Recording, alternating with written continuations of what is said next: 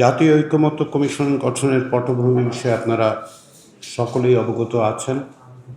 12 ফেব্রুয়ারি 2005 তারিখে এক প্রজ্ঞাপনের মাধ্যমে মাননীয় প্রধান উপদেষ্টা তাঁর নেতৃত্বে এবং সংবিধান সংস্কার কমিশন, নির্বাচন ব্যবস্থা সংস্কার কমিশন, বিচার বিভাগ সংস্কার কমিশন, দুর্নীতি দমন কমিশন সংস্কার কমিশন, পুলিশ সংস্কার কমিশন ও জনপ্রশাসন সংস্কার কমিশনের প্রধানদের নিয়ে জাতীয় ঐকমত্য কমিশন গঠন করেন। গত 15 ফেব্রুয়ারি 2025 তারিখে মাননীয় প্রধান উপদেষ্টা আনুষ্ঠানিকভাবে কমিশনের কাজের উদ্বোধন করেন। এই কমিশনের দায়িত্ব হল রাজনৈতিক দল ও শক্তিসমূহের সঙ্গে আলাপ আলোচনার ভিত্তিতে গুরুত্বপূর্ণ কতগুলো সংস্কারের বিষয়ে ঐকমত্য পৌঁছানো এবং একটি জাতীয় সনদ প্রণয়ন করা। গত 5.5 মাসে কমিশনের উদ্যোগে রাজনৈতিক দলগুলোর সঙ্গে 2 পর্যায়ের আলোচনার মধ্য দিয়ে কাঙ্ক্ষিত জাতীয় সনদ প্রণয়নের লক্ষ্যে তাৎপর্যপূর্ণ সংখ্যক সুপারিশ বা সংস্কার প্রস্তাবের ব্যাপারে জাতীয় ঐকমত্য অর্জন সম্ভব হয়েছে। এসব বিষয়ে আলোচনার সময় রাজনৈতিক দলগুলোর মধ্যে অভূতপূর্ব সৌহার্দ্য ও সম্প্রীতির বিষয়টি ছিল বিশেষভাবে লক্ষণীয়। জাতীয় ঐকমত্য কমিশন 6টি কমিশনের প্রতিবেদনসমূহের মধ্যে 5টি কমিশনের চূড়ান্ত প্রতিবেদন থেকে 166টি গুরুত্বপূর্ণ সুপারিশ স্প্রেডশিট আকারে 38টি রাজনৈতিক দল ও জোটের কাছে তাদের মতামতের জন্য প্রেরণ করেছিল। 166টি সুপারিশের মধ্যে সংবিধান সংস্কার সংক্রান্ত সুপারিশ ছিল 70টি, নির্বাচন ব্যবস্থা সংস্কার বিষয়ে 27টি, বিচার বিভাগ সংক্রান্ত 23টি, জনপ্রশাসন সংক্রান্ত 26টি এবং দুর্নীতি দমন কমিশনের সুপারিশ ছিল 20টি।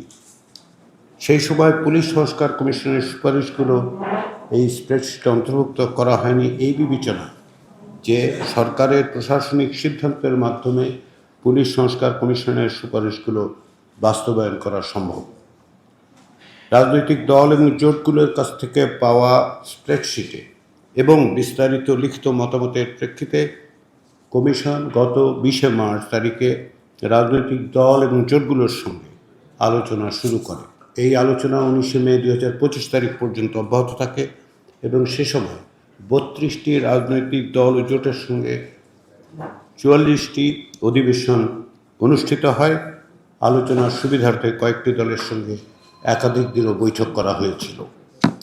প্রথম পর্যায়ে গঠিত 6টি কমিশনের মধ্যে সংবিধান সংস্কার কমিশন ছাড়া বাকি 5টি কমিশন তাদের মোট 165টি সুপারিশকে আশু বাস্তবায়নযোগ্য বলে চিহ্নিত করে দুর্নীতি দমন কমিশন সংস্কার কমিশন সংক্রান্ত 51টি, জনপ্রশাসন সংস্কার কমিশন সংক্রান্ত 32টি এবং পুলিশ সংস্কার কমিশন সংক্রান্ত 18টি সুপারিশ অন্তর্ভুক্ত ছিল। কমিশন মনে করে যে এইসব সুপারিশ নির্বাহী সিদ্ধান্ত, বিধি প্রণয়ন অথবা অধ্যাদেশ জারির মাধ্যমে বাস্তবায়ন সম্ভব। উল্লেখ্য যে এই সুপারিশগুলো বিভিন্ন সংস্কার কমিশনের প্রতিবেদনে আছে এবং এগুলো রাজনৈতিক দল এবং জোটসমূহের কাছে পাঠানো 166টি সুপারিশের অন্তর্ভুক্ত ছিল না। সরকার এরই মধ্যে 18টি সুপারিশ পূর্ণাঙ্গরূপে, 12টি সুপারিশ আংশিকভাবে বাস্তবায়ন করেছেন বলে ঐকমত্য কমিশনকে জানিয়েছেন। এছাড়া এখন 92টি সুপারিশ বাস্তবায়নাধীন রয়েছে। আপনাদের অনেকের স্মরণে থাকবে যে আলোচনার প্রথম পর্বের শেষে 26 মার্চ তারিখে কমিশনের পক্ষ থেকে সাংবাদিক সম্মেলনের মাধ্যমে এই বিষয়ে অগ্রগতি সবাইকে অবহিত করা হয়। সেই পর্বের আলোচনায় 62টি বিষয়ে ঐকমত্য প্রতিষ্ঠিত হয় এবং সেগুলোর পূর্ণাঙ্গ তালিকা রাজনৈতিক দল ও জোটগুলোর কাছে গত 30 জুলাই পৌঁছে দেওয়া হয়।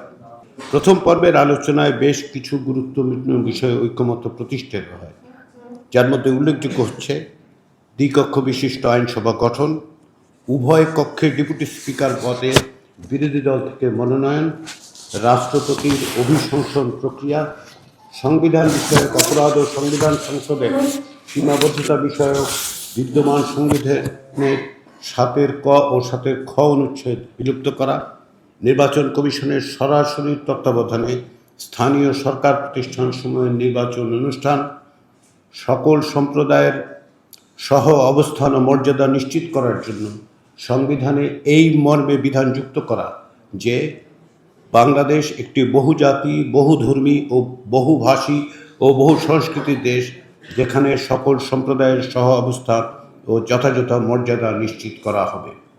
প্রথম পর্বের আলোচনায় এটা প্রতীয়মান হয় যে বিভিন্ন সংস্কার কমিশনের পক্ষ থেকে দেয়া সুপারিশসমূহের ভিতর 25টি সুপারিশের ব্যাপারে রাজনৈতিক দল ও জোটসমূহের মত পার্থক্য এতটাই ব্যাপক যে এসব বিষয়ে আলোচনায় অগ্রগতির সম্ভাবনা নেই।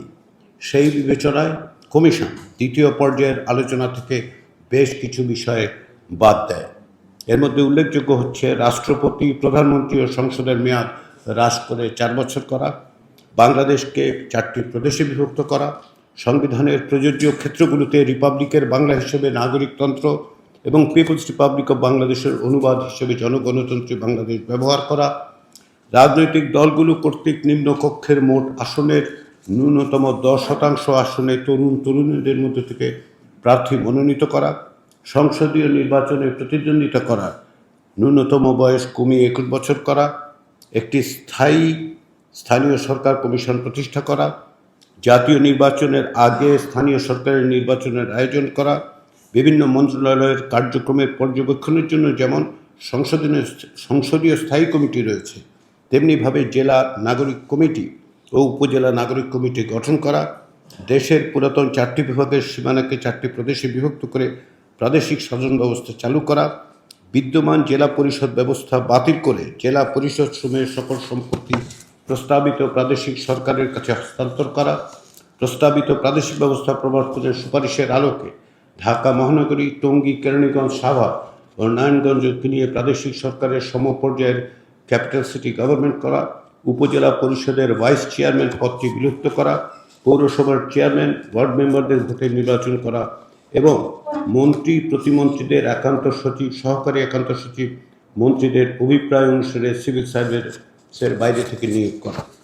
এই বিষয়গুলো যেহেতু রাজনৈতিক দলগুলোর মধ্যে এতটাই মত পার্থক্য ছিল যে এগুলো ঐকমত্য কমিশন দ্বিতীয় পর্যায়ে আলোচনার জন্য আর উপস্থাপন করেনি এবং এগুলো সুপারিশের বাইরে রেখেছে। প্রথম পর্যায়ের আলোচনায় কিছু বিষয়ে নীতিগত ঐকমত্য হলেও প্রক্রিয়া এবং পদ্ধতিগত বিষয়ে ঐকমত্য হয়নি।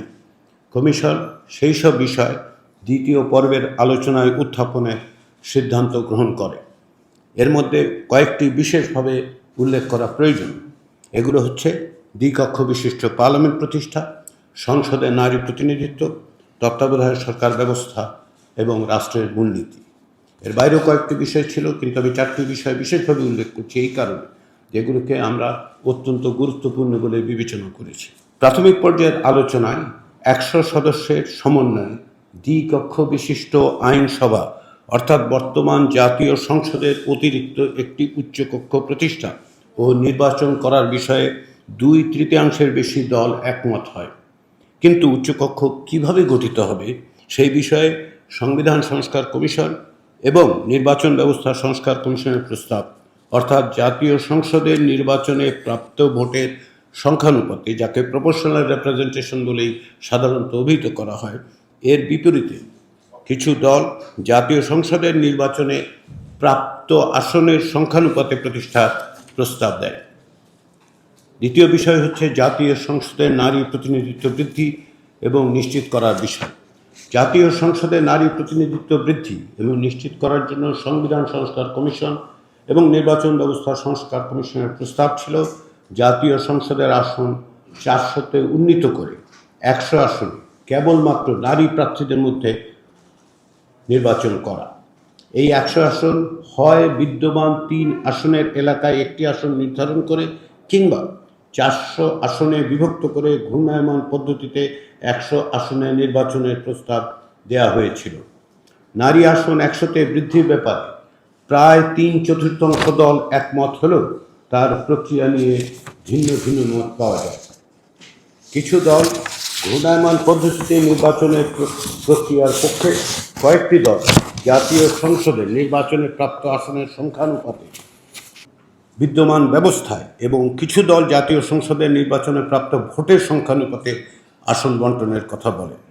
অর্থাৎ প্রক্রিয়াটি নিয়ে একাধিক ধরনের মতামত আসলে পাওয়া গিয়েছিল।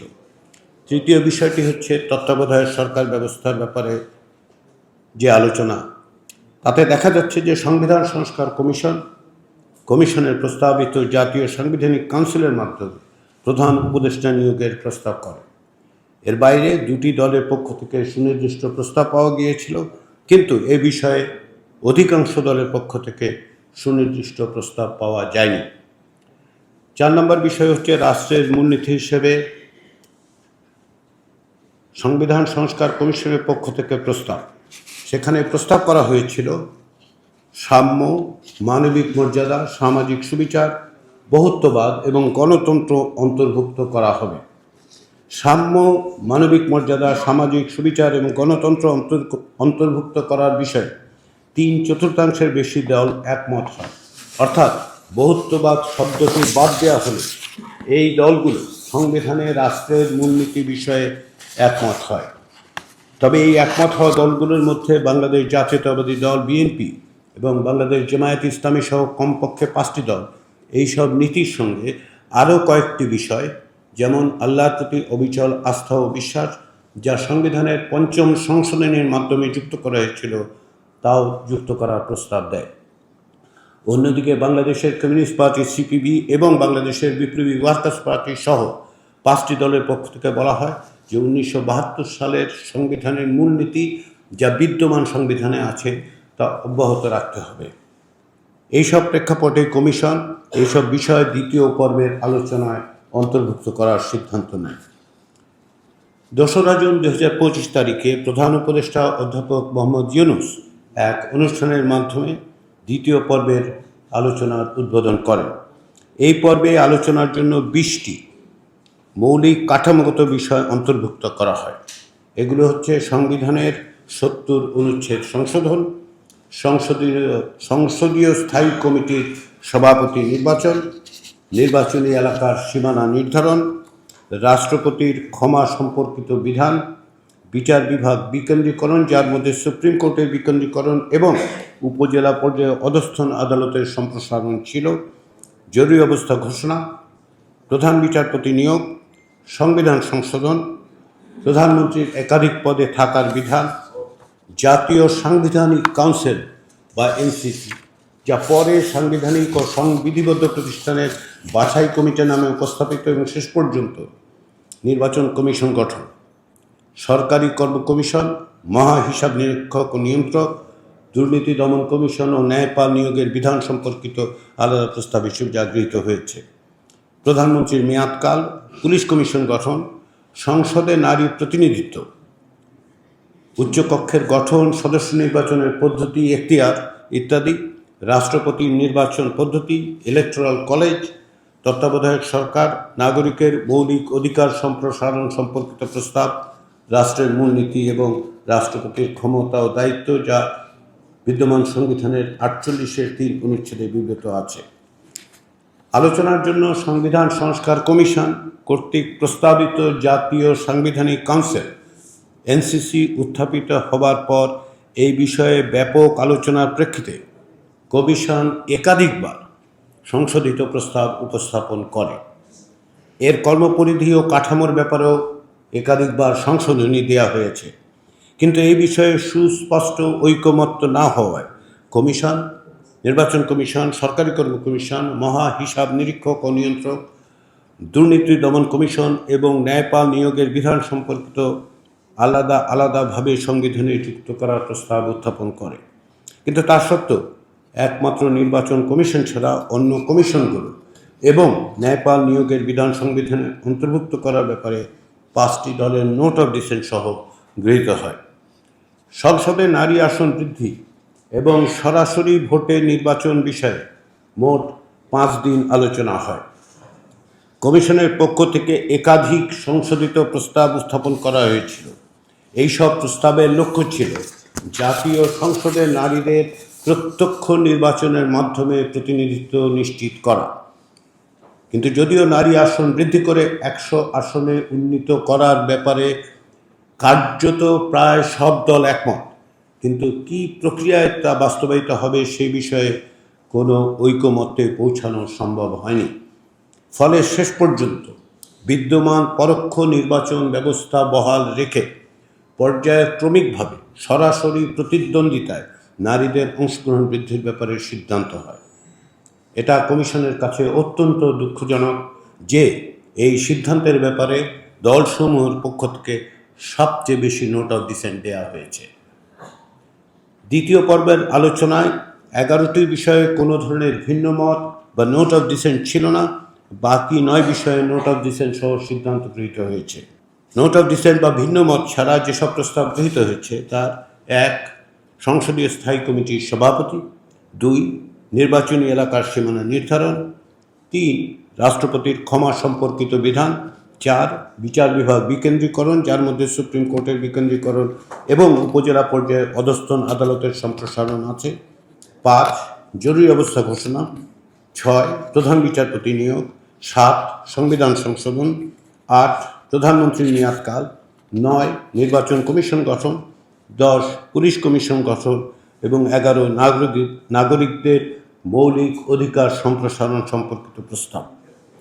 ভিন্ন মত সহ যেসব প্রস্তাব গৃহীত হয়েছে তার মধ্যে সংবিধানের 70 অনুচ্ছেদের সংশোধন, প্রধানমন্ত্রীর একাধিক পদে থাকার বিধান, সরকারি কর্ম কমিশন, মহাহিসাব নিরীক্ষক ও নিয়ন্ত্রক, দুর্নীতি দমন কমিশন এবং ন্যায়পাল নিয়োগের বিধান সম্পর্কিত ব্যবস্থা, সংসদে নারী প্রতিনিধিত্ব, দ্বিকক্ষ বিশিষ্ট পার্লামেন্ট গঠন, রাষ্ট্রপতির নির্বাচন পদ্ধতি, তত্ত্বাবধায়ক সরকার, রাষ্ট্রের মূলনীতি এবং রাষ্ট্রপতির ক্ষমতা ও দায়িত্ব।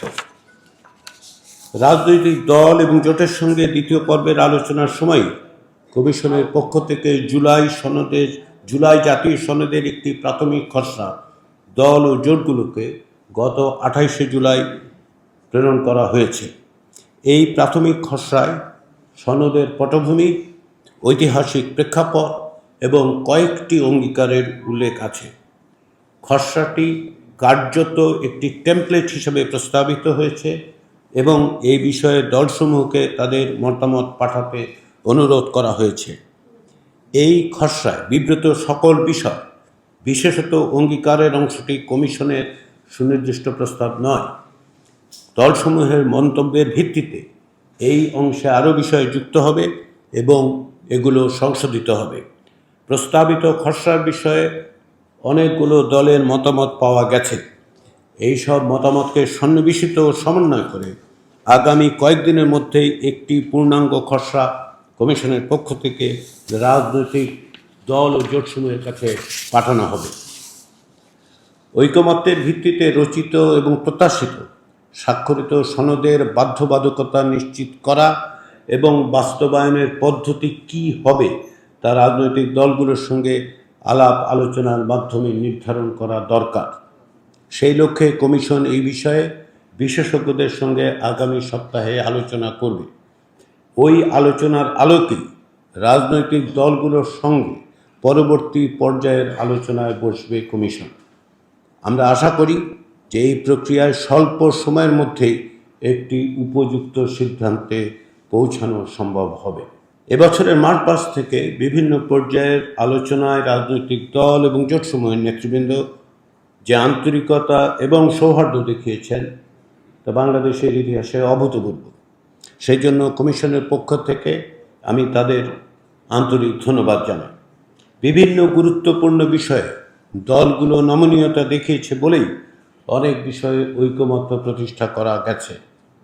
আমরা আশা করি সংস্কার প্রক্রিয়াকে অগ্রসর করা, বেগবান করা এবং ঐকমত্যের বিষয়গুলো বাস্তবায়িত ও টেকসই করার জন্য রাজনৈতিক দলগুলো তাদের আন্তরিকতা এবং নিষ্ঠা প্রদর্শন অব্যাহত রাখবেন।